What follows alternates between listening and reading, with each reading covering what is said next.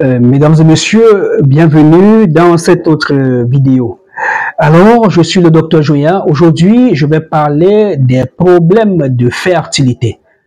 Je vous épargne les trompes bouchées, les fibromes, les kystes, les myomes, les infections et autres. Oui, ça fait partie des problèmes de stérilité. Mais je parle ici de la fertilité. La fertilité, c'est cette capacité qu'ont les êtres humains en général, les plantes et les êtres humains aussi, de se reproduire. Alors, mesdames et messieurs, je m'adresse à vous. Si vous ne voyez plus votre glaire cervicale, si vous avez une sécheresse vaginale, si vos trompes sont perméables, vous voyez vos règles normalement, mais la grossesse n'arrive pas, madame, vous avez un problème de fertilité. Vous n'êtes pas fécond. Vous êtes sèche sur le plan de la fertilité. Qu'est-ce qu'il faut faire? Il faut stimuler vos ovaires, il faut arroser. Alors, je le dis parce que certaines femmes s'accrochent aux trompes bouchées, s'accrochent aux kystes, s'accrochent aux fibromes, s'accrochent aux chlamydia. Et une fois que ce problème est résolu, elles ne tombent pas toujours enceintes. Docteur, j'ai fait la radio des trompes de contrôle après votre traitement. Mes trompes sont perméables et débouchées. Je vous dis merci. Merci beaucoup, docteur. Et 6 mois plus tard, cette même dame vous revient, docteur, je ne comprends plus mon cassis. Je n'arrive toujours pas à tomber enceinte. Et lorsque vous lui demandez, madame, est-ce que vous voyez votre glaire cervicale? Non, docteur, je ne sais même pas. Oui, elle n'est pas fertile. Voilà pourquoi, quelle que soit la situation dans laquelle vous êtes, que vous soyez en train de voir dans quelle mesure tomber enceinte plus tard, vous êtes en train de chercher l'enfant, n'oubliez jamais le côté ovulation. Parce que, oui, la vie est chère, la pauvreté nous amène souvent à dire, docteur, je veux juste les remèdes des fibromes, parce que le docteur va toujours vous proposer les remèdes d'ovulation. Non, docteur, l'ovulation peut encore tendre. Je veux d'abord me débarrasser de ce fibrome, de cette douleur. Non, madame, ça ne se passe pas comme ça. J'ai reçu une dame au téléphone par WhatsApp, parce que c'est mon point fort. Les femmes regardent mes vidéos sur YouTube, m'écrivent par WhatsApp, et ensemble, nous travaillons. Alors, elle était allée pour une fécondation in vitro dans un pays voisin d'Afrique. On lui a dit, non, vous avez une insuffisance ovarienne. Pourquoi? Parce qu'elle était restée très longtemps pour déboucher les trompes bouchées pendant des années. Et à cause de stresser, de pleurer, de perdre la tête, les ovaires se sont fanés. Il y a eu une atrophie ovarienne avec pour corollaire une insuffisance folliculaire. Et là, elle est pour la fille, on lui a dit, non madame, quand on regarde vos ovaires là, il n'y a rien de bon là-bas. Et pardon, il faut faire recours à une donneuse. Il faut chercher une nièce, une cousine qui va venir donner l'ovocyte. Donc on féconde avec le sperme de votre mari au laboratoire et on dépose sur vous. Alors, elle a piqué une crise, elle a dit non, tout sauf cela. Elle m'a contacté, on a commencé à travailler, je lui ai envoyé les produits pour l'ovulation.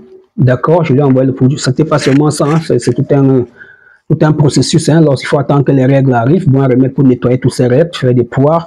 Alors, avant d'engager ce produit pour stimuler les ovaires à se réveiller, parce que les ovaires dorment, à se réveiller, à se réveiller et à se réveiller. Et lorsqu'elle est allée, on a dit, waouh, il y a déjà des follicules. D'accord, on peut vous aider à faire des injections pour stimuler davantage. Elle a dit, docteur, je peux arrêter votre traitement. J'ai dit non, on vous fait les injections et vous continuez à prendre ovulation plus. Et c'est ainsi qu'elle s'est adonnée à cet exercice. Elle s'est retrouvée avec plusieurs follicules. Elle a fait on a fait une ponction de d'ovocytes. D'accord, on a fait une fécondation in vitro au labo. On a déposé, malheureusement, ça n'a pas marché. Ça ne veut pas dire que ça ne marchera pas jamais. Si elle repart pour la FIV, ça va aller. Et si elle reste tranquille et cherche à déboucher ses trompes, ça peut aller. Donc, mesdames et messieurs, il était important pour moi d'attirer votre attention sur ce problème d'ovulation. Parce que le plus souvent, ça se passe à bas bruit. Il suffit qu'il y ait une perturbation hormonale, comme une hyperprolactinémie, la prolactine monte, les seins coulent, alors l'ovulation va baisser. Alors, mesdames et messieurs, nous ne vendons pas un sachet de remède comme ça pour l'ovulation aux patients, non. Nous vous consultons, c'est-à-dire on pose des questions en ligne. Quel est votre âge? Est-ce que vous avez déjà accouché? Est-ce que vous voyez votre glaire cervicale? Ensemble, on pose un diagnostic et on vous propose un traitement. D'accord, vous allez payer plutôt pour ce protocole thérapeutique, pour ce suivi, parce qu'on va rester à vos côtés pendant près de 3 cycles menstruels pour vous dire comment faire. D'accord, ce que vous nous donnez comme argent représente les frais de traitement et de suivi. Ce n'est pas l'achat des sachets de remèdes comme ça, non. D'accord. D'ailleurs, même s'il fallait vendre un sachet de remèdes comme ça, vous ne pouvez pas acheter parce qu'il faut aller à près de 400 km à l'intérieur du pays pour aller chercher toutes ces racines et poudres. Alors, mesdames et messieurs, vous avez des problèmes de procréation, trompe bouchée, kyste, fibromyome, endométriose. Vous voulez aller faire la FIV, mais vous avez peur parce qu'on vous a dit que ce n'est pas toujours ça. Contactez-nous, on va vous aider. Vous allez aller faire la FIV, ça capoté, vous avez encore des embryons congelés, mais vous avez peur d'aller faire parce que ça va encore échouer. Contactez-nous pour nos conseils. Le plus souvent, c'est qu'on ne vous dit pas. On voit une dame qui a des fibromes, des myomes, qui a l'endomètre, là où on va déposer le bébé là dans votre utérus, un endomètre surchargé, fin, qui à la période de fécondité ne devient pas épais, riche en hormones pour pouvoir accepter ce qu'on va déposer là. Mais, puisqu'ils vous ont donné une date et que c'est là, ils déposent quand même et vous font croire que ça va marcher. Ça ne peut pas marcher.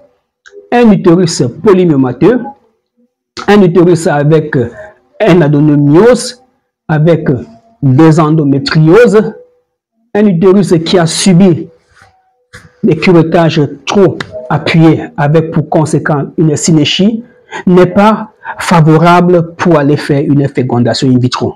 Même si vous avez vos ovocytes, lorsqu'on va déposer sur le terrain qui est rocailleux, qui a subi beaucoup de choses, ça ne veut pas tenir. Et malheureusement, c'est souvent le cas. Docteur, j'ai fait 2 tentatives de FIV, ça n'a pas marché. Quand je dis envoyez-moi vos examens, je découvre que c'est même une dame qui a une adénomyose, chez qui on a quand même tenté de faire une fécondation in vitro avec transplantation de l'embryon. Vraiment, certes, nous sommes des Africains, nous vivons en Afrique, mais par la grâce de Dieu, nous sommes allés à l'école de la médecine des Blancs. Nous pouvons lire et interpréter les examens médicaux. Nous pouvons aussi apporter un jugement de valeur. Nous pouvons comprendre pourquoi est-ce que chez toi, ta fécondation in vitro ne fait que échouer. Alors, on va donc se mettre en prière, prier pour vous, prier pour ce docteur qui vient faire cette FIV, parce que le plus souvent, certaines femmes ont une robe noire, ont une malchance sur elles. Ce qui marche pour tout le monde échoue pour elles. Moi, j'ai souvent vu ici une femme qui vous envoie de l'argent, vous ne parvenez pas à toucher, c'est bloqué, même pour écrire votre nom, et fait toujours des erreurs. On lui donne le nouveau nom d'écrit, elle fait des erreurs. Elle vous envoie de l'argent, vous partez retirer, on dit c'est la coupure de courant. Donc il y a des femmes qui sont surchargées spirituellement, et le plus souvent elles ne le savent pas, elles sont les premières parfois à crier beaucoup sur leur partenaire. Mesdames et messieurs, prenez le numéro du docteur Jouillard, écrivez-moi et ensemble on verra bien ce qui ne va pas.